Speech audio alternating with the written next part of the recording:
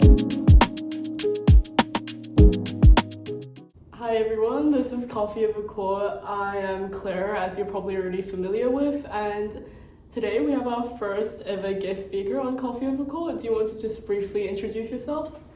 Hi, I'm Stephanie.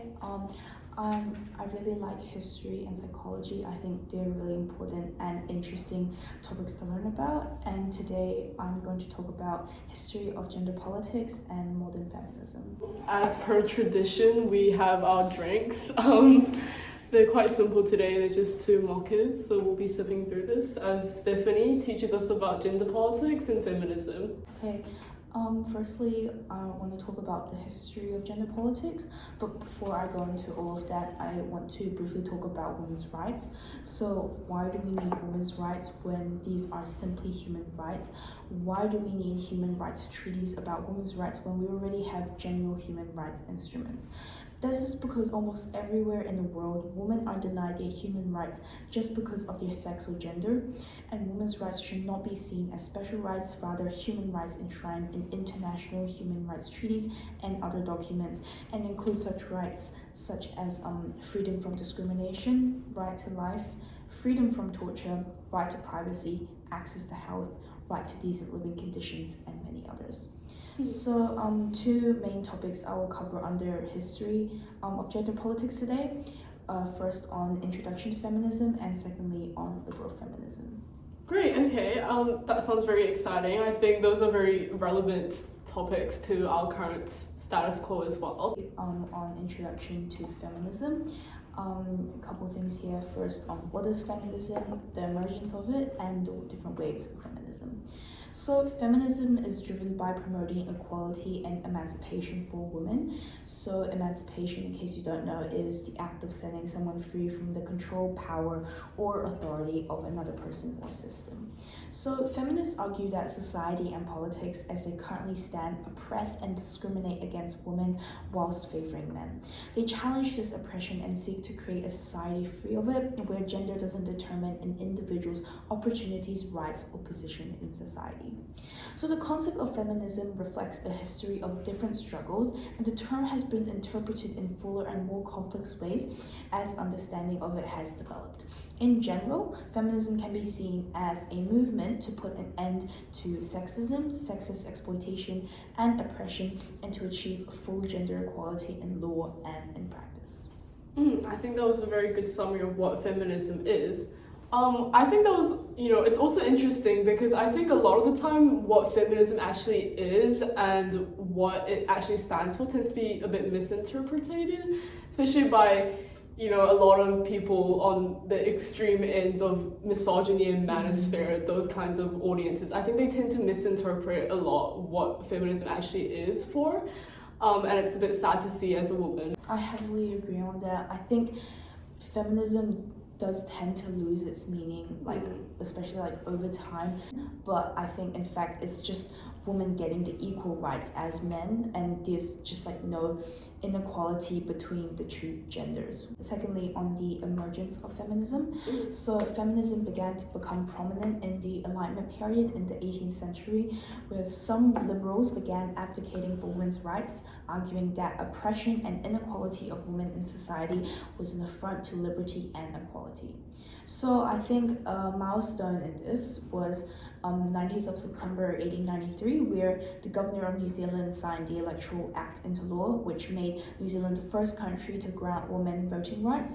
And I think this is especially important because something that was once seen as exclusively for men, after decades of society deeming women too fragile or emotional for politics, which is really important. Yeah, I think that's crucial, especially because as someone who's interested in the law, we always study things like precedents in the law and things that happened in the past to base new laws off of, or maybe new ideas for different changes in legislations. And I think, like you said, the fact that women started this change was very, very important because it creates a basis for other women all across the globe. Yeah. Honestly, as I learn more about this topic, because you can never learn too much, but I'm always just so impressed by how women were able to take initiative and just do all of these things and accomplish all these things that were able to like uplift other women, not just themselves. And I think that's just such an impressive thing to like do and for other people to learn about as well. Definitely, yeah. Okay, on to the emergence. So an important figure in this was Mary Wollstonecraft, and she wrote a Vindication of the Rights of Women in 1792, which she was a highly important early liberal feminist. So in the late 18th century, her influential work set out the key principles of liberal feminism. So she challenged the prevailing societal beliefs of her time, which depicted women as inherently inferior than men in intellect and agency, and argued that women are inherently rational beings, fully capable of reason and deserving of the same educational opportunities as men. She also asserted that any perceived inferiority of women was not the result of natural differences, but of inadequate and unequal education, which stifled their intellectual development and confined them to subordinate roles in society. So the formal movement took shape during the 19th and early 20th centuries, marked by the first wave of feminism, which primarily pushed for legal equality, including women's suffrage and property rights. So this brings me to my third chapter on this, which is the waves of feminism. So the metaphor of waves in this context is used to describe the different phases of the feminist movement, each having different perspectives and goals. So this helps to illustrate the movement's evolving nature over time, which with each wave responding to the specific socio-political context of its era and building upon the achievements and shortcomings of previous waves. Yeah, I think like the whole metaphor of waves that we use is actually quite important, because I find it a bit frustrating when people tend to kind of tie feminism as one big chunk, and they tend to kind of water down a lot of, I guess, the different purposes women have with different perspectives. And I think, like you said, waves are a good way to differentiate that, especially with history as well. It's important to differentiate the characteristics of feminism throughout the time. So yeah, I think that's a good way to acknowledge it. I also think it's what you said about people like thinking that feminism is just this one big chunk, but I think that it's really important to distinguish between like all the different waves and to know more about feminism, because honestly, like this topic, I think it shouldn't be just understood on the surface like level. I think it should definitely be like delved in more and like utilized more like our daily life to like improve feminism in our current like modern day. Yeah. To the first wave of feminism. So the first wave of feminism emerged in the late 19th and early 20th centuries, which focused primarily on the formal inequalities in the public sphere and advocating for legal and political rights for women. So central to this wave was the fight for women's suffrage, the right to vote, which was seen as crucial for women's participation in public and political life. So this was achieved in the US in 1920 with the 19th Amendment, and in 1928 in the UK with the Representation of the People Act. So this movement also addressed other legal inequalities such as property rights and access to education, marking a very significant step towards gender equality in the public sphere. Yeah, I think as someone, you know, of course I'm interested in the law, and I think the first wave of feminism is a very rich wave of feminism and change, right? It's a lot of structural legal change, and you know, I think it's a very significant wave. Also agree with on how important the first wave of feminism was, because you know, the first step is always like the hardest step to take. Oh, totally. Yeah. So like it's kind of like mind-blowing to just know how the first wave of feminism was literally the beginning and the starting point for like so many other waves and so many other like accomplishments and achievements that these women were able to make as well, like in the future. Yes. Yeah. So another important like milestone within this first wave was when the United Nations General Assembly officially adopted the Universal Declaration of Human Rights, and granting these rights meant it helped women take a major step toward true equality, which is what I was just talking about earlier. This happened on the 10th of December on 1948. Okay, on to the second wave of feminism. So this was from the 1960s to the 1980s and expanded the debate from just public sphere to wider range of issues oppressing women in society, including sexuality, family, the workplace, and reproductive rights. So this wave challenged the traditional nuclear family model and the roles women were expected to play within it. This movement's slogan, which is "the personal is political," emphasized that oppression and power dynamics in the family and private sphere was deeply political. And personally, I'm a huge fan of this slogan. Like, I think it's really cool on how they were able to like associate not just how like, you know, the traditional family model and like kind of link it back to like political and like voting and suffrage and such as, and like really make a deep impact from that point. I think second wave feminism is also very significant in its own way because it started in the 1960s, did you say? Yeah, I think because that's the post-war period, right? That during the war, that was probably the first time women were actually able to go into factories, get jobs and work and provide for the family because, well, arguably they kind of had to do that because all the men were out of their homes at that point. But you know, I think it's very interesting in its own way how, I guess, different parts of history makes us adapt socially in different ways. Second wave feminism is a very good example of that, yeah. This wave also articulated the difference between sex and gender and how gendered oppression upholds a patriarchal society dominated by and run in the interests of men. So one change in achieving rights for women that occurred during this wave was when the Australian Parliament passed the Commonwealth Franchise Act, which granted women the right to vote and stand for federal office, similarly to New Zealand. On to the third wave of feminism then. So this emerged in the early 1990s, where the third wave of feminism is characterized by its focus on diversity and intersectionality. This wave arose as a response to the perceived failures of the second wave, which focused more on middle-class white women and generalized their experiences. So third wave feminists emphasized intersectionality. This was a concept that argued women's lives and identities intersect with other factors, including race, class, and sexual orientation. So it must therefore be considered how oppression is different from different groups of women and how different forms of oppression intersect with each other. So this wave also broadened feminist discourse to consider multiple identities and their impact on women's experiences, advocating for a more nuanced understanding of gender dynamics. Yeah. The term intersectionality actually came from the legal scholar Kimberly Crenshaw, I'm pretty sure. I think that's definitely very significant, right? I mean, as an Asian woman myself, I definitely feel that discrimination, gender-based discrimination comes in different, I guess, forms based on your race or what your gender orientation is, so on and so forth. And I also think that it's important to acknowledge the work that women of color and women of different gender orientations, women of different classes put in to the advancement of feminist movements. I think your point about how like being like an Asian woman like and female in our society today, because I think not only is your gender a really important factor in how like people perceive us, right? But also like culture and like your cultural identity, which is also a really important factor. But I think that it's frankly quite unfair on how being like, for example, Asian and a woman at the same time just means like how differently we would be like seen as, for example, like a white man. Yeah, they definitely overlap, right? Factors that we get discriminated for tends to overlap a lot for women of color and also women of different gender orientations, classes. I think that's really important.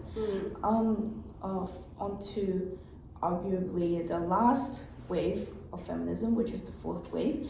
So beginning in the 2010s and debatable, but continuing today, some argue that there is now a fourth wave of feminism defined by its use of social media as tools for advocacy and mobilization. So this wave focuses on combating sexual harassment, body shaming, and other forms of gender inequality, both in public spaces and online. So the global #MeToo movement was particularly central, which exposed the prevalence of sexual assault and harassment in places such as Hollywood and just across the world. Yeah. So fourth wave feminism is inclusive, intersectional, and uses the internet to create a global movement. So in some ways people achieve this is through widespread social media, creating hashtags, and spreading global awareness through a platform which is just commonly used by more people. I also just want to talk about like the distinction between fourth wave and fifth wave, because some people argue that we have a fifth wave of feminism, and personally I think that we have a fifth wave. I think it started like from around 2020s to like it's ongoing, like we're 2026 already now. Main reason for this is because I think that because feminism is constantly changing. Definitely. But I think like currently in our world today, not only are we using like social media as well, but I think we're using like more face-to-face and using like more protests and just honestly just a more modernized version. Yeah, I think definitely I agree with what Stephanie said, because I think with the development of technology as well, the needs for different women across the world is also changing at a very fast pace. So I think it's definitely necessary that we do have new waves of feminism coming to quickly adapt to women's needs across the world. And yeah, I think social media is definitely a big part of it. It's great that women across the world can interact with each other, communicate easily, spread awareness. I think that's probably the best part about social media we have as of now. Yeah. I think it was a really important point on what you said on how like technology is always growing and such, because that is honestly such an important factor in how like feminism is seen like today right now. Yeah. My second chapter, which is on liberal feminism. So a couple of things I'm going to talk about here is on liberalism, legal and political equality, important reforms, and societal attitudes and stereotypes. So first on liberal feminism's basis in liberalism. So liberal feminism is based on the key liberal ideas and principles of freedom, individual rights, and equality. So liberal feminists made the feminist case from a liberal perspective by arguing that all individuals should be equally free and have the same opportunities and rights in society. They argued that if women weren't granted these rights as men were, then society wasn't truly liberal. So as a result, they supported political and legal reforms to achieve true gender equality and access to freedom and rights. And also I just want to add on like my own opinion on this. I think the reason I chose liberal feminism out of all like the different branches of it is I think it's one of the most important branches of feminism, because I think arguably we're like more shifted, like, and I think it's really worth talking about. Yeah, I think that's also quite true. Liberal feminism is a very important branch of feminism, and I think it's important that Stephanie also you've acknowledged like all the other different branches of feminism, because I like to view it as different branches of feminism sort of interacting with each other on the constant basis. Yeah, I think it's very crucial that you acknowledge that, and that's very good. Yeah. Secondly, onto the focus on legal and political equality in the public sphere. So liberal feminism is reformist in its approach, focusing on achieving gender equality through gradual change rather than a radical restructuring or overhaul of society.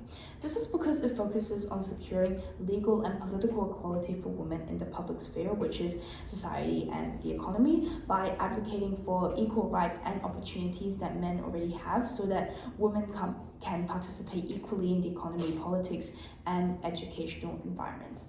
So this differs from radical feminism, which is another branch of like feminism that highlights the oppression of women in the private sphere, so the family and domestic environment, and seeks to fundamentally challenge this power imbalance to overhaul a patriarchal society. So liberal feminism wasn't completely blind to this private sphere and did highlight violence against women and oppressive divorce laws, but its focus was more on reforms in the public sphere, and it wasn't as radical as later strands of feminism. So liberal feminists see the end goal as removing discrimination and inequality under the law so that women can participate equally in the public sphere. So once this has been achieved, then so too has gender equality. I think that's very good, overall view of what liberal feminism kind of stands for. maybe just to offer another perspective, I think another end of feminism is that patriarchy is so deeply embedded in all of our societies that I guess it just will always influence women no matter what we do. So I guess, there's a lot of opinions that maybe women should fully reject everything that patriarchy has ever given to us. In contrast to maybe liberal feminism that might be a bit more collaborative with what we have at the moment. Yeah. Maybe what I want to just know what your thoughts about that might be. I really agree on how patriarchy is really deeply embedded into our system, because it's honestly just kind of mind-blowing to think. I know I say that a lot, but I honestly find so many things about the feminist movement mind-blowing and such, because the patriarchy influenced so many things and coming years, and it's literally influencing what we're doing right now, right? And how we do the stuff we do on a daily basis. I also think it's maybe another interesting perspective might be that capitalism is also another big factor of that provides patriarchy to our societies, especially with you talked a lot about the private sphere of women and fighting for women's rights in the private sphere as well. I think that's also interesting because it relates to, I guess, that perspective that capitalism also provides a lot of things that stands for patriarchy in a way that a lot of women, like motherhood, that's also linked to a lot of unpaid domestic labor and exploitation of women. I find it really interesting how all these different factors kind of intersect with each other. Because how as you said, right, how patriarchy links to capitalism, and I think that it's just so interesting that I honestly think that all of these things form a web. Yeah, no, I agree. Yeah. It's really, really cool to just kind of learn more about this kind of stuff and just continue progressing our perspectives and thoughts. Yeah, the web analogy is quite accurate. It's just everything's kind of interweaving. Yeah. Then on to the important reforms focused on by liberal feminism. So one of these is suffrage. This is one of the earliest and most significant campaigns of liberal feminism, was a fight for women's suffrage. So the movement argued that voting rights were essential to ensuring women could influence laws and policies that affected their lives. In the United States, the goal was achieved with the passage of the 19th Amendment to 1920, which granted women the right to vote. So in the United Kingdom, women over the age of 30 who met property qualifications were granted to vote in 1918 through the Representation of the People Act, and by 1928, suffrage was extended to all women over the age of 21, leveling the playing field with men.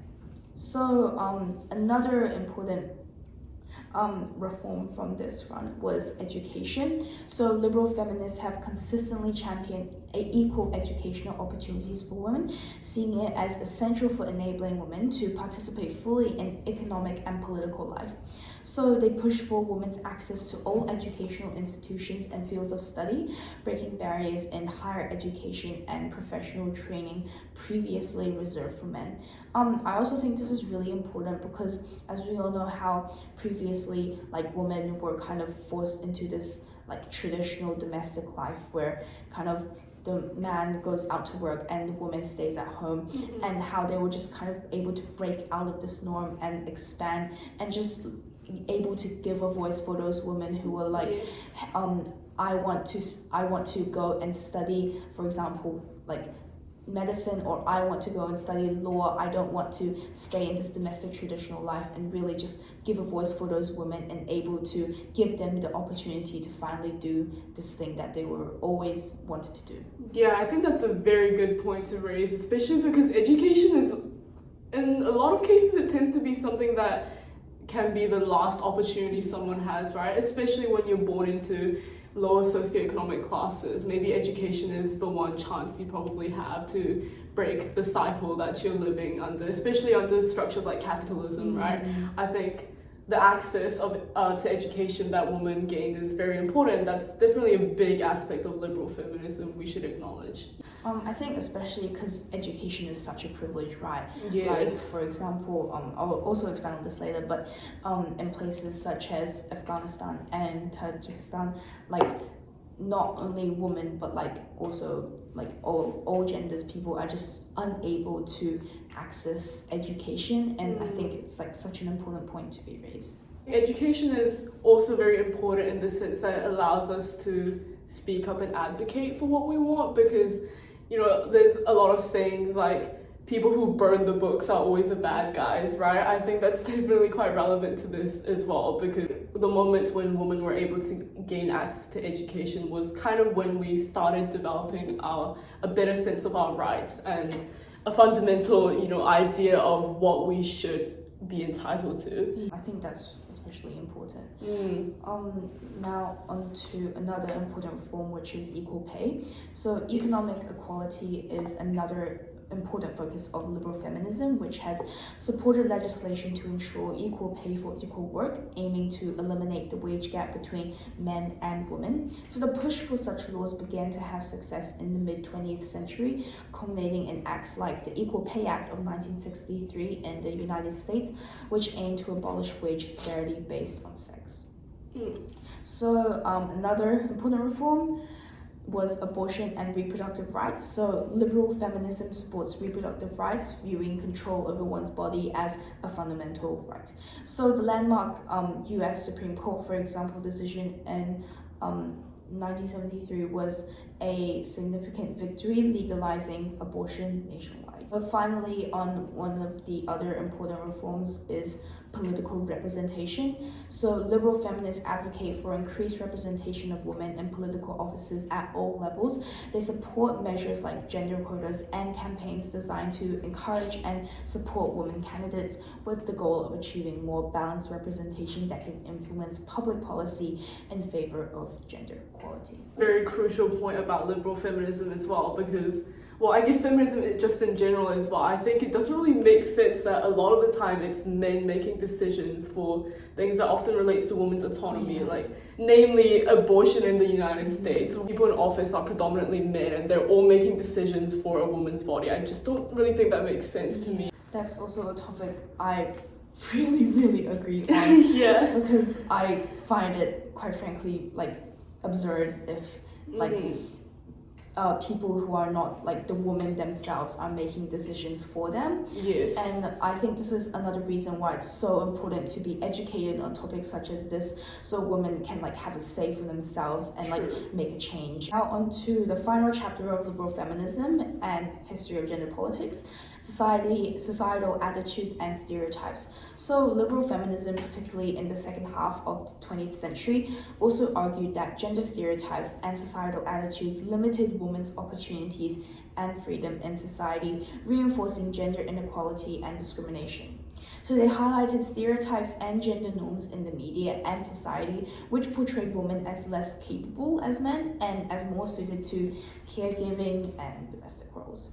So this resulted in key barriers to women being able to access the same jobs and opportunities in the economy as men.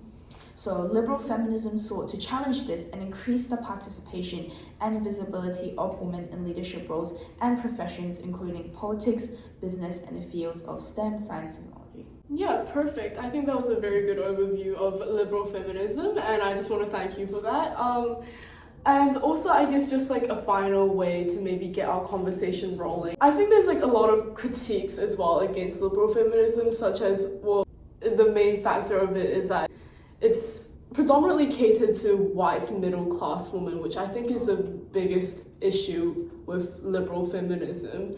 But at the same time, liberal feminism, I think, isn't just a completely bad thing, because of course, like you said, we've gained so much things through liberal feminism, like education, like equal pay. I think that's a very nuanced thing, right? So maybe you can tell us about what you think about the different nuances of waves or liberal feminism or feminism in general. I think especially on that point about white middle class like women, I think they are arguably the most privileged one of society, if that makes sense. Like they're probably able to just voice out more stuff than like other women wouldn't be able to voice out, and I think that kind of plays a part in how like liberal feminism was like adapted and grown throughout the years. So that closes the chapter on history of gender politics, and now moving on to modern feminism. Great. So before I go more into this like modern feminism, I want to talk about the difference between traditional sexism and modern sexism. So the European Council of Women's Rights defines traditional sexism as supporting traditional gender roles, treating women as worse than men, or employing traditional stereotypes which portray women as less competent than men. I just want to say, just because this is like traditional sexism, I don't think it's not relevant to today's world still. Like, Definitely. I think it's still quite relevant. And then modern sexism is denying gender discrimination. Like, for example, it's not a problem anymore. Having a negative attitude towards women's rights and denying the validity of claims made by women. Oh, totally. I think that's very relevant, right? I mean, I've also talked about this on Coffee of a Quote previously, but with the rhetoric recently spreading with, oh, we should go back to our old ways, women should be trad wives, we should, blah, blah, blah, blah, we don't need feminism anymore. Yeah, I think that's a very relevant point to raise, yeah. I would also like to point out it is true that in some areas and on certain issues, there have been improvements in the sense that women have far more rights than they did before. For example, in Saudi Arabia, women were allowed for the first time to vote and run for office in 2015. However, on other issues, there has been little to no progress. For example, there have been insignificant reductions in cases of violence against women. Women continue to receive lower pay for the same work as men in all parts of the world, and there are continually still countries that do not have laws against marital rape and still allow child marriages. There is also this traditional and outdated expectation that a woman's value is confined entirely to domestic life that still remains, which I think is honestly quite absurd, and I think another reason why I think the waves of feminism were so important, where they were able to like grow out of this and just really able to expand like on their own rights and such, so they were able to grow out of this like cultural norm. So I think it's like quite interesting how a lot of the time for women who are, living lives where they work within their homes, I feel that a lot of the time their work is really undermined. They tend to view it as, oh, my wife is spending all my money, she's just chilling at home. Like, that's not really the case, right? A lot of the time it's unpaid domestic labor that can end up being like exploitation in some severe cases. I really agree with that. Also, I think that people just honestly tend to really like undervalue the role in which a woman plays in like a domestic kind of role. Totally. For the woman who like chooses to do domestic role, or even for the women who don't choose to, or just kind of forced to, and as you said, like labor and such. Women who do have careers as well are also expected to, on top of that, work in homes and look after their children. On to modern feminism. So I think the problem here is that while a sector of society is privileged enough to not be scrutinized and diminished because of their gender, there are still cases in which women are belittled and minimized simply because of their gender. So I think gender just shouldn't be this determining factor in which someone is seen as incapable or undeserving, but yet this bias still continues in our current society.